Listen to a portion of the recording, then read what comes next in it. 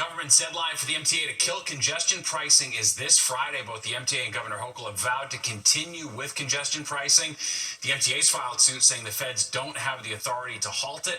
One attorney says in this case, Congress has the power, not the president, because Congress approved the implementation of congestion pricing. They can't flout, the authorization by Congress. Congress has to repeal this law, or they have to work out a plan to implement the law the way they want to. But this is something that Congress has given to the city, the power to do this. Governor Hochul met with the president at the White House on Friday and tried to impress upon him that congestion pricing is working, but details of that conversation have not been made public. Well, you can't say you haven't been warned about driving around with obscure damage or missing license plates. But soon the warnings are going to stop and the fines are going to kick in. Fox 6's Linda Schmidt is live on the Upper East Side with what you need to know tonight. Hi, Linda. Hi there. Well, the latest on this is this. The NYPD and the City Transportation today officially adopting the new rules. They take effect, by the way, next month. So if you are somebody who has a license plate that is concealed or you don't have one at all, watch out because police will be looking for you. And you're probably going to get fined. Go ahead, take a look at this here.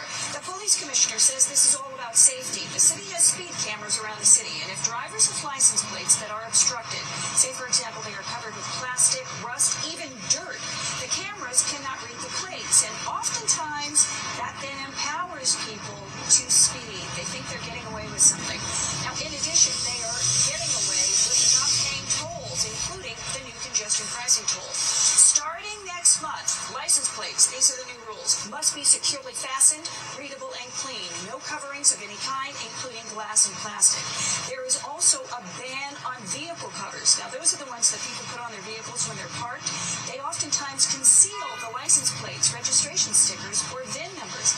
Well, earlier tonight, I spoke with a retired NYPD detective who is an adjunct professor at John Jay College of Criminal Justice. He says the new rules adopted today, cracking down on ghost plates, protects all New Yorkers. It takes away the anonymity of the bad guys that are using the plates. Oftentimes, criminals are using these ghost plates, these ghost vehicles to commit crimes in New York City. Not only are they evading the tolls and taking millions of dollars from, tax-paying citizens, but they're also using it for committing crimes.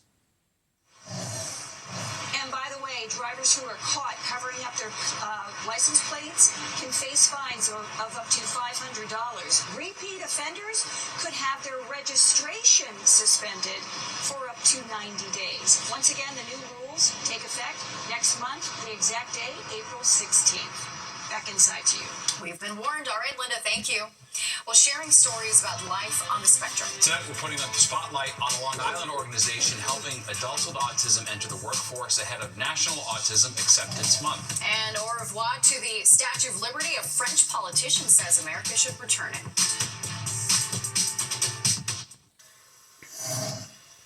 April is Autism Acceptance Month, and Fox 5 is committed to sharing stories about life on the spectrum. And tonight, Fox 5's Jenny Goldberg is putting the spotlight on how vocational programs are giving job training for adults with autism.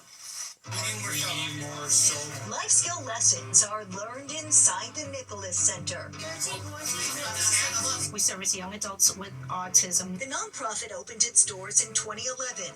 Nicole Ferrara and Stella Spinakos were in search of a safe place where their sons and others with developmental disabilities could go and grow after graduating high school. The Chocolate Lab is their newest and most delicious mission. We're working on marketing, merchandising, communication, socialization. It started as a vocational program and molded into a business that offers job training to help foster employment. My favorite part about doing it is making up small cookies. I like graham crackers the best. Port Provides is another community-based program where more than 50 adults from the Nicholas Center take part in an assembly line of love to help neighbors in need. They learn many vocational and social skills in doing so, while also giving back to those in need. Each week they bag and bring items to food pantries and help thousands of people in the community. It brings us a great amount of joy. Now, studies suggest up to 85% of people with autism are unemployed, highlighting a need for job opportunities and programs. One of the biggest things I learned here was how to control overcome my anxiety and stuff like that. I learned how to work with others very well. The training helped Robert Valley land a job just down the street at Spectrum Designs, a custom apparel and promotional products business founded by Nicole and Stella, as well as Patrick Bardsley. Have you got something that you're setting up? Our success is because of our neurodiverse team, not in spite of them. Spectrum Designs offers internships and hires motivated young adults from the Nicholas Center as a way to create jobs for people on the spectrum. What's amazing is that we engage people on the spectrum in really all aspects of production, from the design and the sourcing to the production to everything in between, the shipping. So it's great. What's also great is more than half of its staff are on the spectrum. It makes me feel proud to basically work in a company that is taking the next step to allow all forms of diversity to basically have a form of responsibility. Kelly Fisher calls Spectrum Designs her second home. When I'm here, I feel happy and proud and accomplished. Everyone here just fits in. That was our number one priority, creating an environment where they can live, be happy, and flourish. There's something for everyone, no matter where on the spectrum they fall. In Port Washington, Long Island, Jody Goldberg, Fox 5 News. Great to see. Yeah, it's incredible. While addressing the city's mental health crisis. The new report just released showing why a majority of New Yorkers are in favor of taking mentally disturbed people off the streets and getting them the treatment they need. In Fox 5, watching your wallet tonight, could record high prices mean there is a new gold rush underway? We will take a deep dive. A brand new report is shining a light on a serious issue affecting quality of life here in the city. It asks New Yorkers about their views on what should be done to get the mentally ill off streets and subways. All right, and how best to get those people the help they need. Here's Fox 5's Antoine Lewis. Proposed legislation that will allow state hospitals to keep individuals who may be a danger to themselves or others is gaining support amongst New Yorkers. A recent poll commissioned by the Association for a Better New York found nearly 88% in support of involuntary treatment, and 64% say they have felt endangered while taking public transit because of the actions of someone who appeared to struggle with severe mental illness. Stephen Rubenstein is ABNY's chairman. We were not surprised by the numbers because we had heard anecdotally that people were really concerned about their safety as well as concerned for the people struggling on the subway. Right now, hospitals are forced to release people back on the streets, individuals who may be in need of more treatment for mental wellness. An individual can only be kept if they are deemed a danger to themselves or the public. Homeless advocates have criticized the legislation as not addressing what many feel is the root of the problem, a lack of mental health resources for those in need. We think it goes too far because basically the intent here with respect to Hochul's proposals is to loosen up the standard by which a person can be involuntarily put into a psychiatric facility, taken off the street, out of the subway by law enforcement. ABNY acknowledges that perspective, but still believes it's time forced hospitalization be seriously considered by state lawmakers. I think they should all get in the room and we should hammer out something that is both compassionate for people who ride the subway and for the people who are suffering. And I think what this poll is telling you, we want them to work it out. We want them to work it out together, that we need them to. We're asking for application of the standards that exist and development of services that will in fact meet people where they are and serve them. Well, the NYPD is searching for a suspect who set a man on fire in Times Square on Sunday. It happened around 4 a.m. on 41st Street and 7th Avenue. The 45-year-old man is in stable condition tonight after suffering burns to his face and arms. Police say he and the suspect knew each other. New tonight, certain records related to the deaths of actor Gene Hackman and his wife will not be released, at least for now. A New Mexico judge has granted a temporary restraining order. A representative of the estate's concerned that graphic photos of the bodies and other documents will become public. The couple, of course, were found dead in their Santa Fe home back in February. A hearing has been scheduled for later this month to argue the merits of keeping those documents private. 2 NASA astronauts stranded in space for 9 months are almost home. Butch Wilmore and Sunny Williams greeted 4 fellow astronauts yesterday at the International Space Station and are showing them the ropes. Their replacements arrived on a SpaceX capsule. Wilmore and Williams arrived last June, but then they got stuck at the station after issues with Boeing's Starliner. Can't wait to get to work up here. So excited for the 4 pilots and us that just got to get to space together. The 2 astronauts are scheduled to return to Earth tomorrow on a SpaceX capsule. Well, gold is having a moment ever since the precious metal broke a record on Friday, trading at $3,000 an ounce for the first time ever. That's right, which has some investors seeing it as a better bet. But should you be getting in on the new gold rush? Fox 5 Stephanie Bertini takes a look. The price of gold is at an all-time high. At the core of it, it is really gold bars and gold, which is mined out of the ground. We asked a financial expert, the CEO of PCG Advisory Group, Jeff Ramson, to weigh in. There's so much global uncertainty right now that many people don't really know what to do or where it's safe to put their money. And gold has always been a safe haven asset. So I think you find that a lot of people, go to gold when they're not sure what to do. Aside from just regular people and regular investors buying gold, central banks are buying gold, right? And they buy gold in big amounts. Ramson says the state of possible tariff wars are contributing to major economic uncertainty, and while many over many years find gold to be a sure investment, how it's bought has evolved. What's changed is you can buy gold and people can participate in buying gold in a number of ways. So there are people that do buy the actual gold, and there are people that can go out and buy ETFs, which are basically stocks that buy gold. With gold standing at more than $3,000 per ounce, that all-time high, according to experts, is attractive, regardless of any pushback or gold critics. You can argue whether it's really worth what it is, but put that aside, there's an appeal to it. People feel safe with it.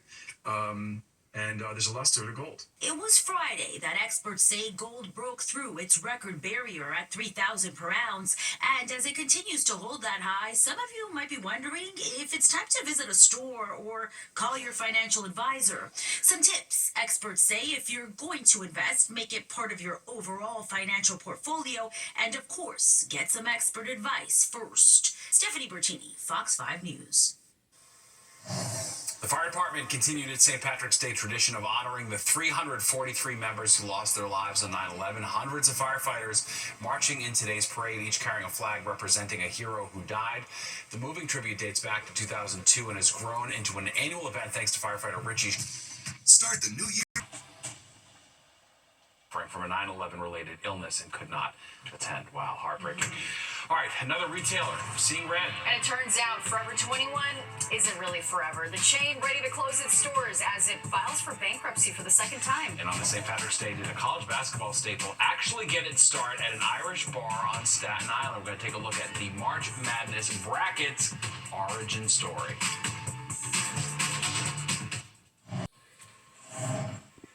Well, despite the name, Forever 21 does seem to have an expiration date. Yeah, the retailer filing for bankruptcy protection for the second time in 5 years. Fox 5's Meredith Gorman shows us what's next for the mall staple.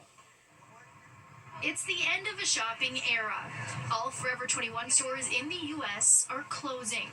The retailer filed for bankruptcy on Sunday for the second time in 6 years. The company plans to keep their stores open for now, but slowly wind down operations around the country. Will Forever 21 be forever closed? Well, one bankruptcy lawyer says it depends. Typically they engage like some sort of investment bankers and shop it, and so they've tried and haven't been able to, so now they're just gonna probably liquidate it on a piecemeal basis. Forever 21 cited in court in Delaware that one of the reasons for the bankruptcy filing had to do with tough competition from foreign fast fashion brands. And one expert tells Fox 5 that it's become easier than ever for shoppers to just pick out items online, which has ultimately changed consumer behavior. People are also able to get that fast fashion for cheap with the rise of sites like Temu and Shein. Obviously, Amazon as well has become so popular for their, various brand dupes that you could get for less, and you get them delivered to your doorstep. You can also make returns really easy. Forever 21 is one of many retailers in the country being forced to close their brick and mortar stores as consumer preferences have changed.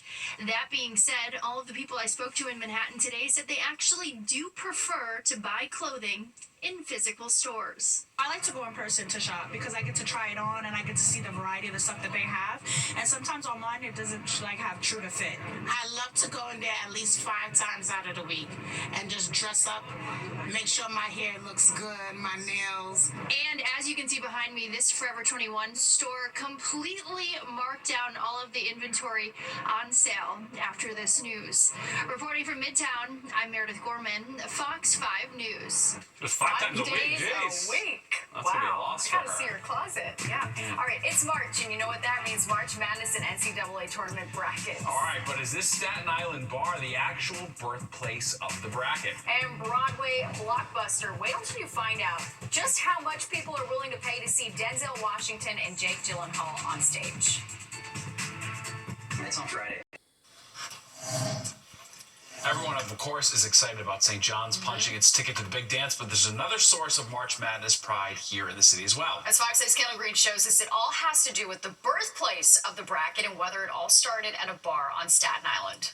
Jody's, for about 50 years now, has kept its status as a Staten Island staple, where friends and families have been drawn to drop in. This place has been amazing. Everybody feels at home here. Everybody greets one another. And look, they even let these guys in, so. These friends are the perfect example of groups gathered at the bar that keep coming back.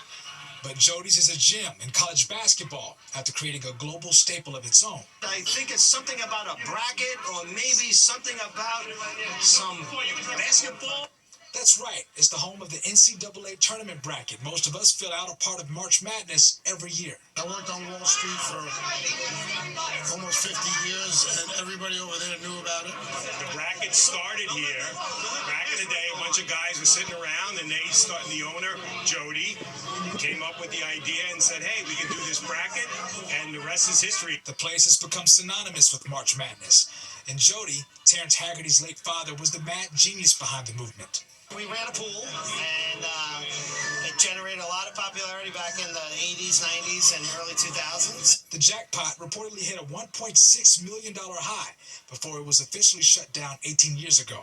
We were stopped basically by the IRS in 06. We were told that we couldn't do it anymore, basically, and we just never brought it back. The roots of that pool went so deep that you would have people on the New York Stock Exchange that are professionals at doing what they do, and they would be involved in this pool deep. So you might have a stack. They had to come and they had to record them all. Before computers, everything had to be written down, you know? A lot of work. A lot of work. And the buzz around the bracket's history is creating a path towards a potential rebirth. Seems like it's getting more popular now while it's not going on. And I think that's pretty cool, actually. Kendall Green, Fox 5 News. Interesting. Well, baseball season's finally back. The defending World Series champ LA Dodgers, set to square off with the Chicago Cubs in the first regular season game of the season. The two-game series will take place in Tokyo. It's an exciting matchup and a fitting homecoming as both teams boast stars from Japan, including, of course, three-time MVP Shohei Ohtani. This year's Tokyo series will be the 6th MLB regular season opener played in Japan and the second straight played abroad. You can catch tomorrow's opening game right here on Fox 5 starting at 6 a.m. You are not seeing things. You'll be able to watch Good Day New York from My 9 from 6 to 10. And you can also stream Good Day on the free Fox local app available on your phone and TV. Just download the app and watch wherever you are. So get ready for a big day. So nice and early tomorrow. All right, Nick joins us now. It's nice to be talking about baseball because that means sunshine, warmer weather. St. Patty's Day, a big switchover. This is when spring starts to pick up steam, Nick. That's what we hope, and it will actually for the next 2 days. Got some good news in that department, and then a little step backwards later on in the week, as you're going to see. But certainly things are improving tonight after we had a lot of clouds, a little rain early this morning. The Statue of Liberty has long been a beacon of freedom and democracy. Suddenly, she's mired in some controversy. A French politician says the U.S. should send her back. He says France gave it to the U.S. back in 1884, but now claims we despise it and suggests we return it. Our Kendall Green hit the streets to get the pulse of the people on this back and forth over Lady Liberty. Our perception of liberty is different than a lot of other places in the world. Could they take it back? I mean, is it rightfully theirs, you know? This is a signature of New York. This is what a lot of people come here for. How are they gonna go and just take the Statue of Liberty? That just sounds like a lot. Yeah, it's hard to believe. The White House responded saying, we will absolutely not give it back, and that France instead should be grateful for U.S. support during World War II. Crews beginning work on a major redesign of Central Park's loop tonight. The aim is to reconfigure the space and keep both walkers and bikers safe. Here's how it will work. 2 different crews will work in the park overnight at a time. One crew will start at West 96th Street and work south over the projected 6-week span, while the other crew will start at 59th Street and work north on the east side of the park over that same time. Things that will look familiar to people. There's going to be 3 lanes, a lane for runners, a lane for bikes, a faster lane for bikes. All right, they plan to pave the surfaces so that by each weekend, there are smooth surfaces for people to use when there is the heaviest amount of traffic in the park. Definitely a busy place. Absolutely. Well, Denzel Washington and Jake Gyllenhaal are causing lots of Broadway buzz. The actors star in Shakespeare's Othello. Demand to see the show is so high that many premium seats in its first week of previews sold for nearly $1,000 a piece. Last week, the show broke a record, grossing $2.8 million in ticket sales. The average price for a ticket goes around $360. Wow, big money. Ticket, yeah, for sure. All right, and there's more of the 10 o'clock news straight ahead. But first, here's a look at what's coming up next on Good Night New York. An officer in Florida caught horsing around. It's not what you might think, though. The Jacksonville, Florida Sheriff's Office sharing this video. A sergeant riding a service horse on a school campus, dribbling a ball and sinking a shot. Now that's taking a game of horse to a whole new level. Let's watch the shot one more time. Unfair advantage. He's up top Yeah, on that's top right. of the Yeah, horse. exactly. That's not fair. Kids hoop no less. No, very fun. All right, that does it for us tonight. If you missed any part of the 10 o'clock news, you can always catch an encore on our free streaming app, Fox Local. Where you can stream our newscasts anytime. Have a great night. We'll see you tomorrow.